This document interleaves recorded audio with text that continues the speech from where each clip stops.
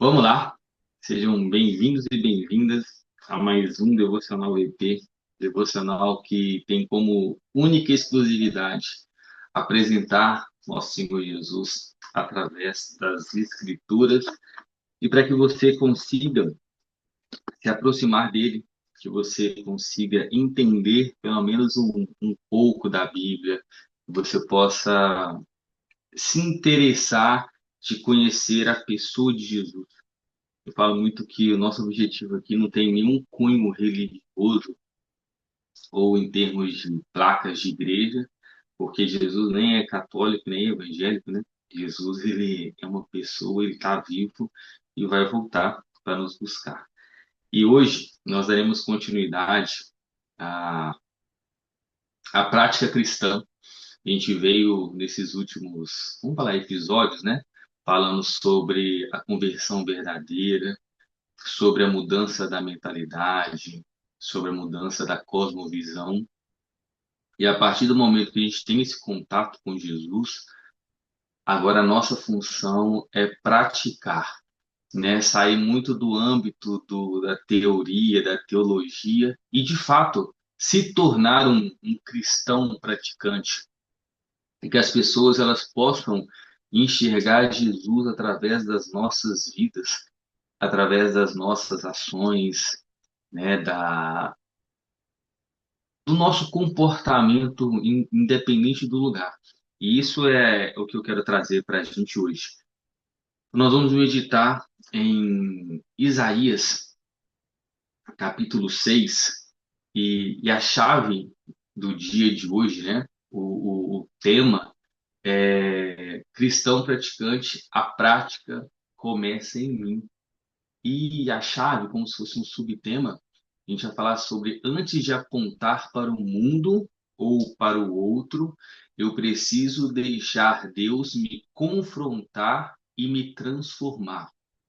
E a gente entende muito aqui sobre o profeta Isaías, antes do capítulo 6, o objetivo dele era exortar o povo, né? Por ser um profeta, por levar a palavra de Deus, era muito sobre o outro, muito sobre o povo de Israel. E a gente vai dar uma lida agora no capítulo 6, a gente vai entender por que essa prática tem que começar em nós. Isaías 6, versículo 1. No ano em que o rei Uzias morreu, eu vi também o Senhor assentado sobre um trono, alto e exaltado, e o seu séquito enchia o templo.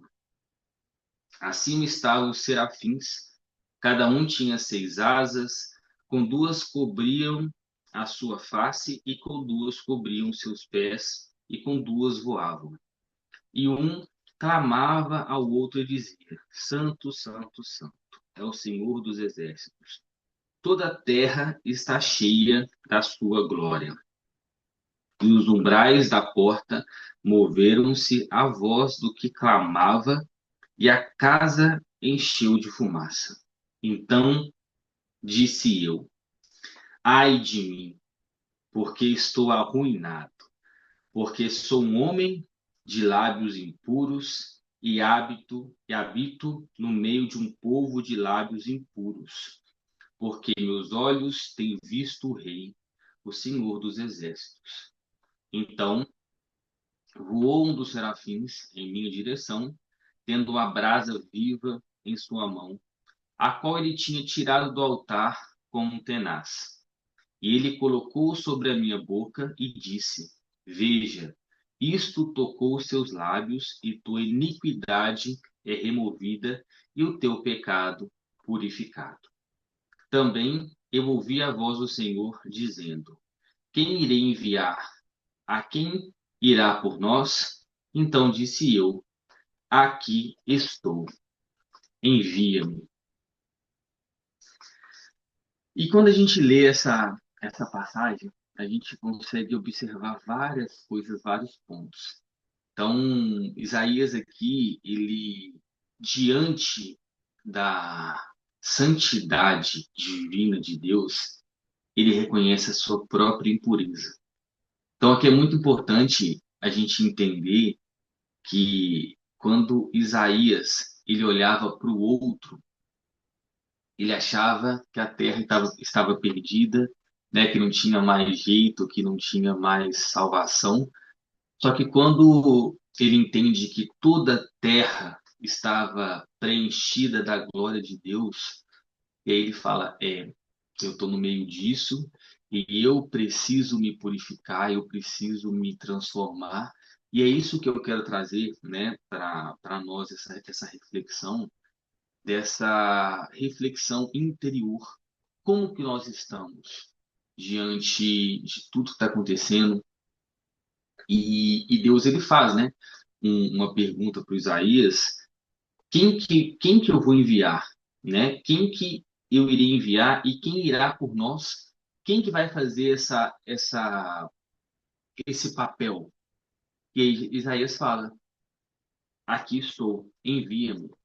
Então, agora transformado, né, com os pecados, com a iniquidade transformada pela brasa do anjo, né, do serafim, Isaías entendeu que agora ele estava pronto para enviar. Então, o verdadeiro chamado, ele nasce após esse confronto com a santidade. Então, é reconhecer, a gente fala muito no nosso devocional, que é ser obediente, é ser dependente, é reconhecer que só Deus é santo, né? E Deus nos ama, só que Deus, ele só nos usa com o Espírito Santo. Então, por isso que a gente tem que entender que somos casa do Espírito Santo e somos vaso de barro, né? Como Paulo fala, e o tesouro é que está em nós. E o cristianismo prático, ele começa quando deixamos Deus lidar com o nosso interior. Então, carregar o nome de Deus, né? Estava vendo outro dia um podcast falando sobre não falar o nome de Deus em vão, mas quando você vai para a palavra, para a tradução, né, para a palavra original, fala-se muito sobre carregar o nome de Deus, né, sobre levar, tomar e carregar. E esse carregar o nome de Deus em vão é que para você levar o nome de Deus, e aqui prova em Isaías, você precisa estar em santidade para falar do nome de Deus, né? Porque senão não faz sentido e aí você prega sobre a palavra e não vive a palavra. Então, hoje, todo o entorno da nossa meditação vai ser relacionado a isso, né? Então, quando a gente lê a Bíblia, a gente tem que entender que não é para tirar coisas da Bíblia, não é para falar sobre o Evangelho, não é só para falar sobre versículos de cabeça, versículos de cor, mas é viver o Evangelho, é ler, entender, estudar, né? Porque Deus, ele não, você não estuda Deus, né? Deus, você não está como se fosse um corpo que você vai estudar, né? Não, Deus é para ser vivido, é para ser a imagem e semelhança dele. E aqui a gente entende que no contexto histórico, o profeta Isaías, ele era um homem culto, influente e proveniente da elite de Jerusalém. E aqui, nesses capítulos anteriores, como eu falei anteriormente, ele exorta contra o pecado do povo, mas sem ainda se colocar na mesma condição. Então, ele falava do outro e não olhava para si. E aí, quando ele tem esse encontro divino, quando morre o rei, ele, né, que o rei Uzias, ele caiu no seu orgulho, né, e morreu leproso. Isaías, ele entende que somente Deus era todo poderoso e todo santo. E essa morte do rei Osias traz uma instabilidade e simboliza um fim, né? Simboliza esse fim de estabilidade e começa uma nova era. Então, Isaías vive esse momento de abalo onde enxerga o Senhor. Então, o povo de Judá estava cheio de rituais religiosos, mas estava vazio do temor de Deus. E por muitas vezes, nós também estamos assim. Preocupamos muito com ritos, muito com hábitos, né, do dia a dia, mas esquecemos de ter Deus no centro, sabe? De carregar Deus. E aí a gente entende que Isaías ele precisava ser tratado por dentro. E quando a gente pega a Bíblia como um todo, né, como se fosse um manual do cristão praticante, a gente entende que a prática, ela não, a verdadeira prática da fé, ela não começa nas mãos, né, no fazer. Ela começa no coração e na consciência. Então, se a gente não tem essa mudança, por isso que um dos primeiros episódios a gente falou sobre isso, é a conversão do coração e a transformação da consciência. Sendo assim, ela se manifesta na forma de pensar, tratar as pessoas, reagir e decidir. E aí a gente vai viver como os textos bíblicos falam na prática. E eu queria trazer aqui alguns textos para que a gente possa entender essa prática individual, essa transformação individual, para que a gente possa, de fato, se tornar esse cristão. Porque o evangelho ele é muito sobre se tornar. Quando você pega Pedro, quando você pega os apóstolos, sempre foi sobre se tornar, sobre o processo, sobre transformação. E lá em Mateus 7, versículo 3 e 5, fala dessa forma: Por que vês o cisco no olho do teu irmão e não reparas na trave que está no seu próprio olho? Hipócrita, trata primeiro a trave do teu olho e então verás claramente para tirar o cisco do olho do teu irmão. Então, por muitas vezes acontece com a gente, nós nos preocupamos com um cisquinho no olho do seu irmão, do outro, mas a gente está com a trava enorme no nosso olho. Então a gente preocupa muito com o outro, esquece de nós. E aí o próprio Jesus, tá? Lá em Mateus, é o Jesus que fala: hipócrita, trata primeiro a trave do seu olho. Tira primeiro, resolve primeiro a sua cosmovisão, o seu entendimento, para assim ver claramente o cisco no olho do seu irmão. E aí, como que a gente consegue implementar e aplicar esse versículo na nossa vida? Porque, né, a nossa metodologia é muito sobre entender o contexto, entender o conteúdo, fazer as conexões, mas para o final é a gente colocar em prática. Então, é sobre se tornar. Então, primeiro, faça um autoexame antes de criticar. Então, antes de falar, né, a gente é muito rápido para falar e lento para pensar. A gente é muito rápido em julgar o outro, em olhar para o outro, em criticar o outro, seja ele quem for, e muito lento para pensar, e refletir e analisar. Só que nós temos que ser o quê? E a Bíblia fala muito sobre isso. Rápidos para pensar e lentos para falar. É o inverso. Primeiro você pensa, raciocina, examina, faz essa análise, depois você fala. Porque aí a sua fala, ela vem com esse nível de consciência, esse nível de entendimento. E pergunte-se, de que forma esse erro também vive em mim? Então, antes de apontar o outro, pensa, reflete, analisa. De que forma esse erro reflete em mim? De que forma esse erro também está em mim? Será que eu também não faço isso? Segundo, desenvolva compaixão, porque existe a empatia e existe a compaixão. A empatia é como se fosse empatar o sentimento, seria empático. Mas, igual a gente estava falando anteriormente, a gente está na época de frio, então muitas pessoas hoje passam frio. Ok, ter dó das pessoas, né, ter sentimento é empatia. E o que seria compaixão?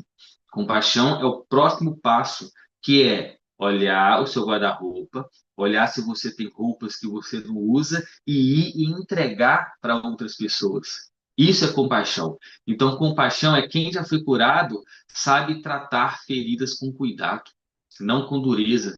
Então, talvez um pecado que você já venceu, você não tem paciência com outra pessoa. E isso acontece muito em nós. Se nós já vencemos algum pecado, ou algum erro, a gente é duro com o outro. E tem que ser ao contrário. A gente tem que ter paciência com as pessoas, porque quem vai curar, quem vai convencer é o Espírito Santo. Então, troca o julgamento por intercessão. É entender que mesmo que você não tenha esse relacionamento tranquilo com a pessoa, ore pela pessoa, interceda pela pessoa, porque Jesus quer salvar essa pessoa também. Então, é muito sobre isso. Ao invés de condenar alguém, ore por ela e peça a Deus sabedoria para ajudar com a humildade. E a gente entra em outro versículo, Lucas 6, 41, 42, que fala da mesma forma, né? Só que Jesus, Lucas também traz esse versículo, só que fala um pouco diferente. Como pode dizer a teu irmão, deixa-me tirar o cisco do teu olho, não vendo tu mesmo a trave que está no teu? Então, em vez da gente querer tirar, veja primeiro. Ao invés da gente querer fazer pelo outro, faça essa reflexão. Pratique a sinceridade consigo mesmo. Reconheça suas falhas, sem desculpa, com transparência. E confronte, né, essa hipocrisia com humildade. Se é algo que você exige no outro, comece por si. E lá em Salmos, fala assim: cria em mim, ó Deus, um coração puro. Então ensinarei aos transgressores os teus caminhos e os pecadores a ti se converterão. Olha que forte. Cria em mim. Então é sinal que o coração que a gente tem hoje, né, se Deus não criar um novo coração, é o que a gente já falou anteriormente, a verdadeira conversão começa pelo coração. E coração e mente, né, na Bíblia, são praticamente a mesma coisa. Então, quando fala esse coração, entenda também como mente. Então, cria em mim, Senhor, uma mente pura, um coração puro. Então, depois, olha só, é o que aconteceu com Isaías. Primeiro, Deus nos transforma, Deus nos cura, para depois a gente fazer para o outro. Então, aqui Salmos ele é muito assertivo. Por isso que eu falo que a Bíblia explica a própria Bíblia. Cria em mim, Senhor, um coração puro. Então ensinarei aos transgressores os teus caminhos, e os pecadores a ti se converterão. Então, antes de querer ensinar, de querer falar, peça purificação. A vida fala mais alto que o discurso. Então, nós, principalmente eu, que estou aqui, né, dando a cara para pelo menos tentar falar sobre nosso Senhor Jesus, é mais difícil, porque quando a gente fala, o outro já quer te atacar. Então, quando esse meu processo de mudança de vida, de mudança de mente, de mudança de atitude, as pessoas, elas, primeira coisa, elas falam, vamos ver se vai dar certo. Vamos ver até quanto tempo isso vai durar. Então, quando a gente carrega, leva o nome do Senhor, não é fácil. Mas quem nos dá suporte, quem nos ajuda, quem nos auxilia para permanecer é o Senhor. Que eu falo, porque sem Jesus, eu sou o pior dos piores. Se Jesus ele sai da minha vida, se o Espírito Santo sai da minha vida, já era. Porque a minha carne é pecaminosa, os meus pensamentos são pecaminosos, porque é da minha natureza caída. E é por isso que eu preciso de ter uma nova natureza. É por isso que o Senhor precisa criar em mim um novo coração, para que aí sim, eu me tornando uma nova criatura, eu faça novas coisas, né? Tudo se faz novo. Então, é para a gente poder tirar um tempo para cultivar, né, essa limpeza do coração com o nosso Senhor. Até confessar os pecados, entregar e ouvir o que o Senhor tem para nos falar através da palavra. Então, testemunhe com autenticidade. Pessoas se convertem quando veem coerência entre a sua falha e a sua vida. Então, as pessoas elas vão querer te ouvir, porque quem converte é o Espírito Santo, mas elas vão querer te ouvir a partir do momento que aquilo que você fala tem sentido com o que você faz. Então, tem pessoas que me observam, mesmo quando eu não sei que estou sendo observado. Então, a importância de quando você for pregar a palavra é muito importante pregar para você. Então, sempre quando eu preparo qualquer material aqui para o devocional, eu preparo primeiro para mim, né? Porque a pregação, ela é primeiro no pregador para depois ir para o outro. Então, por isso que eu amo esse ministério, que é trazer a palavra, porque é uma forma de permanecer em constante relacionamento com Deus. Porque Deus ele quer um relacionamento. E aí, lá em 2 Coríntios, fala assim, 2 Coríntios 3, 13 e 5. Examinai-vos a vós mesmos se realmente estáis na fé. Provai-vos a vós mesmos.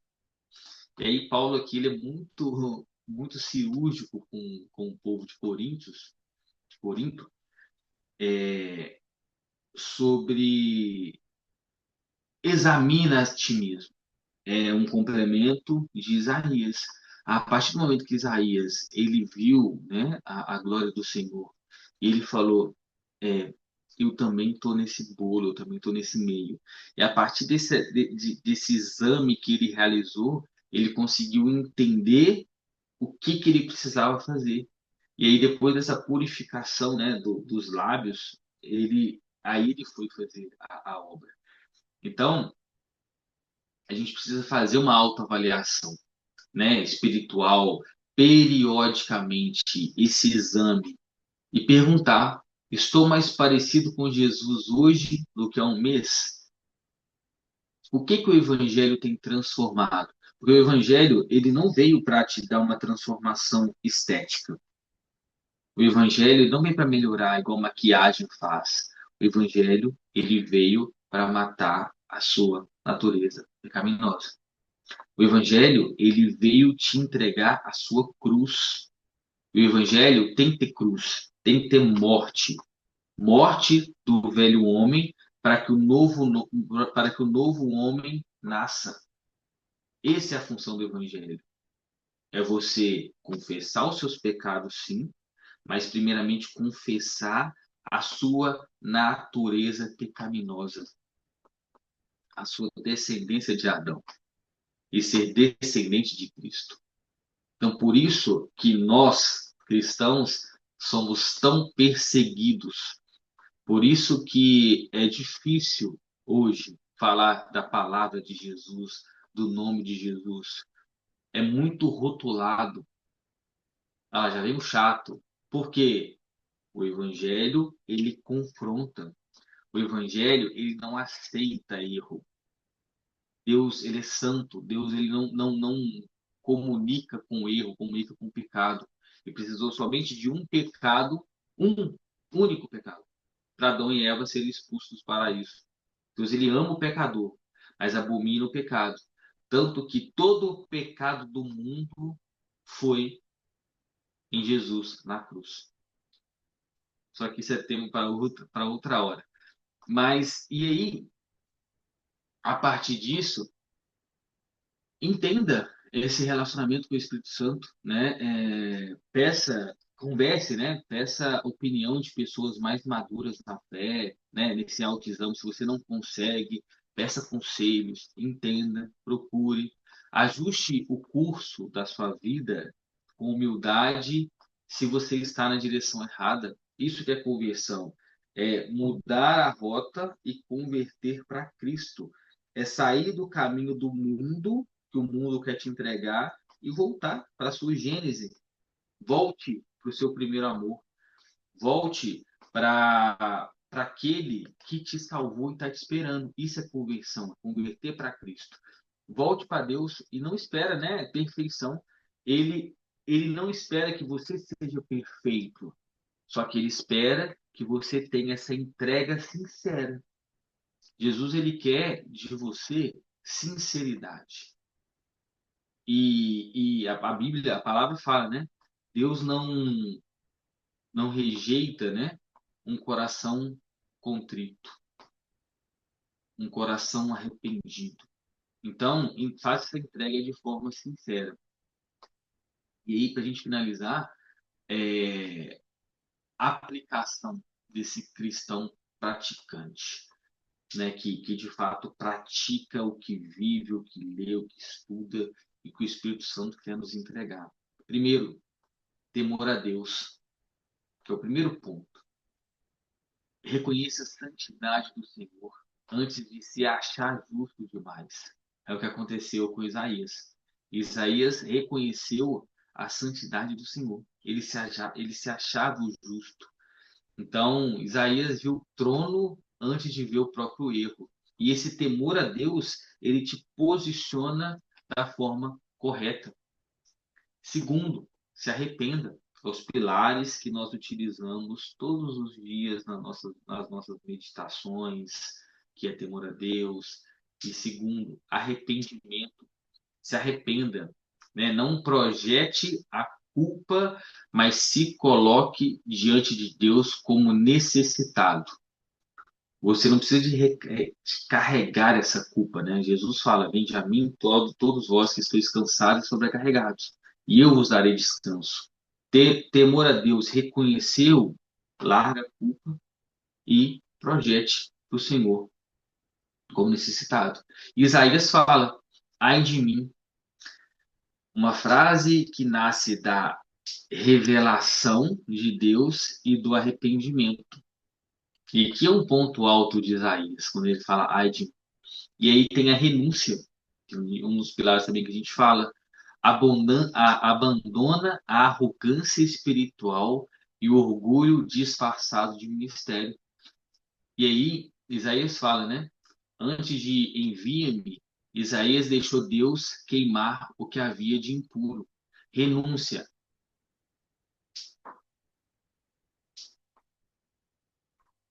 Renúncia é essa, de abandonar a questão espiritual, né, essa arrogância. Obediência. Ele disse: Eis-me aqui, não por impulso. Ele não falou que por emoção. Ele passou pelo processo de transformação e disse: Eis-me aqui, Senhor. Porque ele havia sido tratado. Não adianta, né, ser eloquente se os lábios são impuros. E dependente. Ele deixou Deus purificar, enviar e sustentar. A brasa viva é que é Deus quem aplica. Não é mérito, é misericórdia. Isso é importante demais de entender. E o último pilar, que é a permanência. O ministério de Isaías durou por décadas. Ele foi fiel até o fim, mesmo sendo rejeitado por muitos. E o cristão praticante começa praticando no próprio coração. E que nesse devocional de hoje nós possamos nos inspirar em Isaías, reconhecer o nosso erro, reconhecer a nossa impureza e deixar que Deus nos trate, nos purifique, nos transforme, para que assim nós possamos levar a palavra, levar o evangelho para as outras, né, para as outras e para todas as criaturas, porque a palavra tem que ser entregue.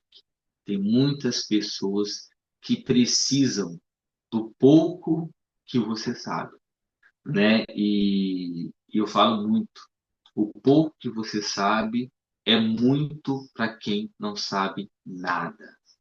Tem muitas pessoas que falam de Deus, mas não falam do Deus verdadeiro.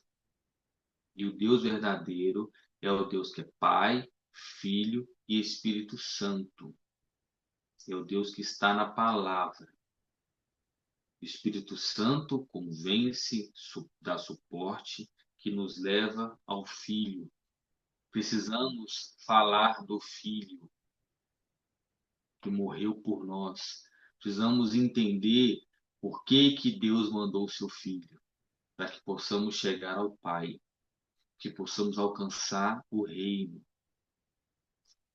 Antigo Testamento, Deus falava com os profetas.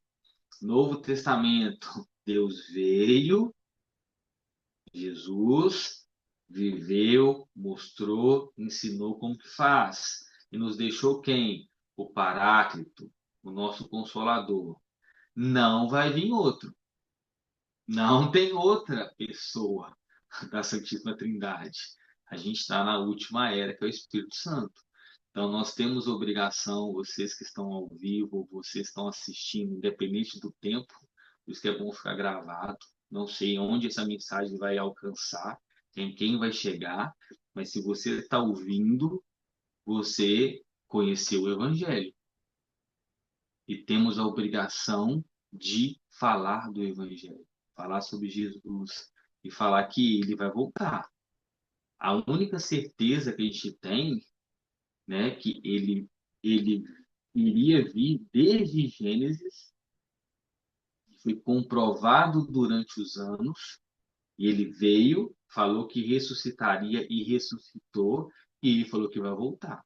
Então nós temos uma obrigação tremenda de levar o Evangelho ao máximo de pessoas possíveis.